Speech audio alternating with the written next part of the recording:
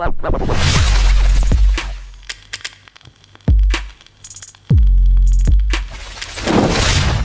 and welcome to a new video. This is the review for the Brentford game. City getting the job done there with a 2-0 win and getting the points in the bag. MLB above me, Jordan. Right, let's kick this off then, bro. Obviously, before the game, we basically said in our preview that we just need to get the win. Didn't really matter about the performance or the scoreline. Just get the 3 points, put the pressure back on Liverpool, who play against Leicester. And we did that. That's exactly what we did. Yeah, I got to give a lot of credit to Brentford actually, because they're really hard to break down in this game. It wasn't an easy match by any stretch of the imagination. Obviously, City was trying our best to pump balls into the box, albeit to Phil Foden, who's tiny in that, but things just weren't paid off, especially in the first half. I feel like it was a bit wavy, but then as soon as we got the penalty, I felt more assured, because with Brentford being without obviously they didn't start with Bruyne on the pitch, and that Vissa guy didn't start on the pitch, and Ivan Toney's out with an injury. I was a bit relaxed in the situation that I thought they ain't going to score the goals today. Like that's no disrespect to them, anything like that. I just thought they ain't going to bag no goals without the main Donnies that they've got. Yeah. I was more worried about when and Mbeumo came on, and you said that, and I watched on that, and you're a bit worried about if he comes on, he could get a chance. Yeah. But I think they defended really well, Brentford, but ultimately after we got that pen, it was just like see it out. Yeah, that was it. These type of games, and I said it during the stream, is just don't concede first, because it's really difficult, guys, playing a team like that who's defending for their lives. And you understand why, obviously, that they don't want to be dragged into a proper bad relegation scrap. So you can see why they're defending. They're trying to hang on. And the last thing that you want, guys, is going 1-0 down and then trying to fight your way back against 11 men. Five players on the edge of their penalty area, another 3 in front of them. And it just becomes an impossible task, really. So you do have to get a little bit fortunate, or look for that little bit of luck. Luckily for us today, we got a penalty.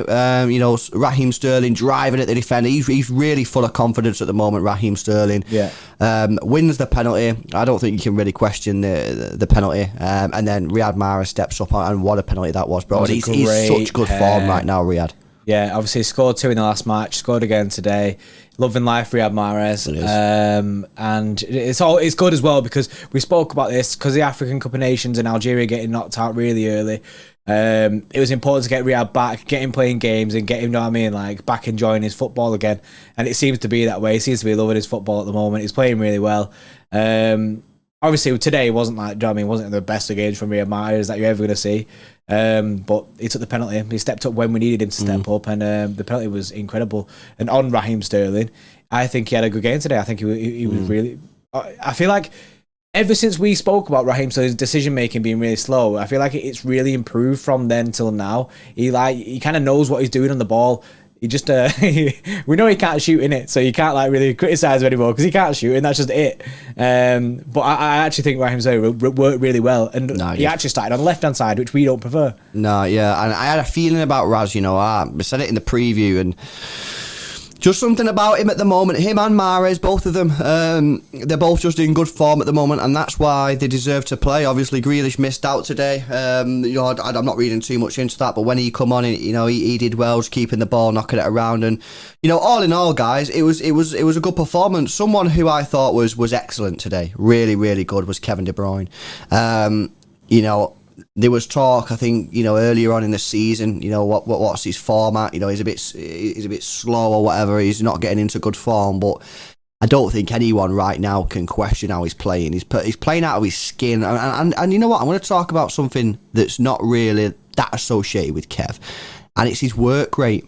Because most of the time we come on here, we talk about Kev, and we're like, oh, isn't he mint at creating chances, or what a goal that was? But I want to talk about his work rate today, because defensively, he put a massive shift in. I mean, there was times like even when we were like 2-0 up or whatever, he was still sprinting about in our own half, trying to close down possession and whatever. And he's just such a fantastic football player. And it's one of them, when he gets going, it's very difficult to stop. And now he's the steam train's left the station with Kevin De Bruyne, at the front of the train, and he's driving forward now, and he's just there's no question that he is in brilliant form right now. Yeah, Kev right now, honestly, is coming in like at this time with obviously his fitness, the way he's playing, his work rate. Obviously, it's something that we don't usually speak about.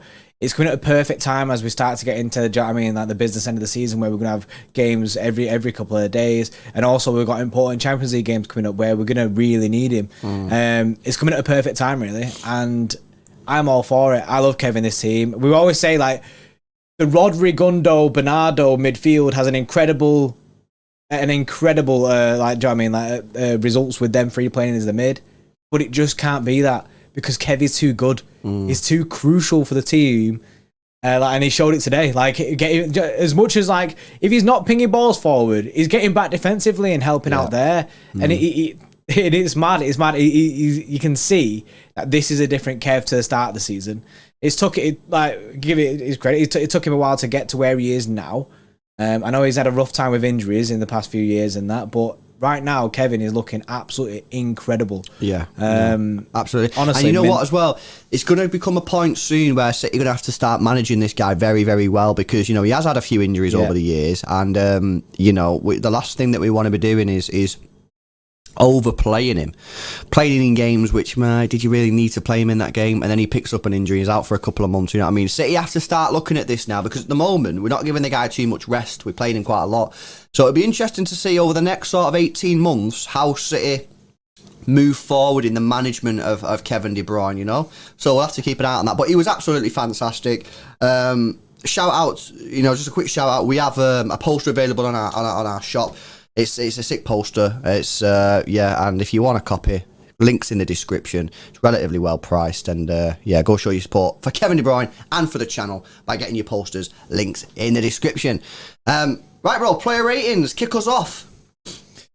Right then, Edison with a 9.3. Edison was actually incredible today. It's actually mad. He was brave. It's incredible. Like you say, he was brave with that when he came out for that ball. If he doesn't do that, you're looking at, you know what I mean, there's a potential goal there.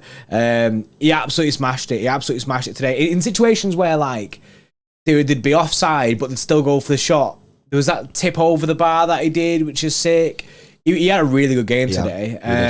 It's funny enough, their keeper's actually really good as well. He had a good game as well. But for me, bro, the main thing that I liked, and I said it during the stream, was can't remember the guy's name, but one of the Brentford players got played in. It was really good passage of play. I think it was just after Stones slipped, if I can remember rightly. Anyway, the guy sort of like cut it back, and Edison had to go for the ball, knowing full well that he was about to get taken out, but he had to do it.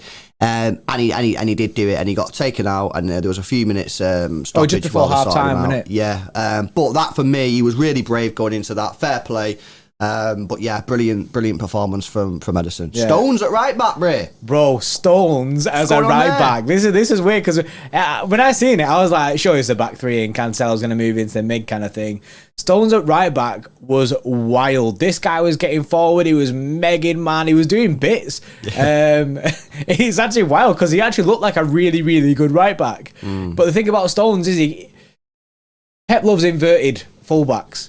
Yeah. So Stones kind of fits that bill, because when Stones inverts, he's pretty much a CDM. We've seen Stones when he's played centre back before get forward, and because he's so good at passing, he rarely just loses the ball. So he's good as a right back to come in, invert, and then just pass the ball about a bit. Honestly, today he smashed it. The only thing we missed is him doing like some mad overlapping run down the wing like Kyle Walker. You know, that would have been icing on the cake. You were seeing that Stones there whipping a crossing. Yeah, no, it was a good performance with the 8.6. Diaz and Laporte pretty solid. Didn't have too much to do. 8.4, 8.2, and Cancelo. We've not mentioned Cancelo, and some of you are like, why are you not talking about Cancelo? And that's because we're doing a special on him tomorrow, guys, because he was so good. We thought, we can't speak about this guy for 3 minutes. He needs a whole video to himself, so make sure you subscribe for that. That's coming tomorrow. He gets a 9.4 and man of the match, and he was brilliant. He really was. He was really good. Rodri gets an 8.3.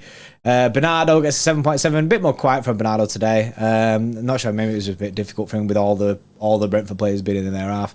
De Bruyne gets a 9.2. He closely misses out on that man of the match. You know what I mean? And Edison closely missed out, actually. Do you know what I mean? But like I say, De Bruyne was absolutely incredible today. And the front three, Mahrez gets an 8.5. Foden, again, a bit of a quiet game, just like Bernardo, 7.7. And Raheem Sterling with an 8.3. Yeah, no, absolutely. Subs on screen, Pep with a 9.7, and the referee, Darren England, gets an 8.1. That's one of the highest, that. That is one of the highest we've ever had. So yeah, guys, that's it, basically. Got the win, got the points, that was it. Job done. We move on now. Norwich at the weekend, 5:30 kickoff. Let's get another win there, get the 3 points, keep this momentum going. Let's see if Leicester can do us a favour. If not, no biggie. But yeah, hope you've enjoyed it, guys. Go check out that Kevin De Bruyne poster. Links in the description. Loads of other stuff available as well. Thanks a lot for supporting us, guys. Smash a like on the video if you've enjoyed it. Subscribe to the channel if you're new. I will see you in the next one. See you in a bit.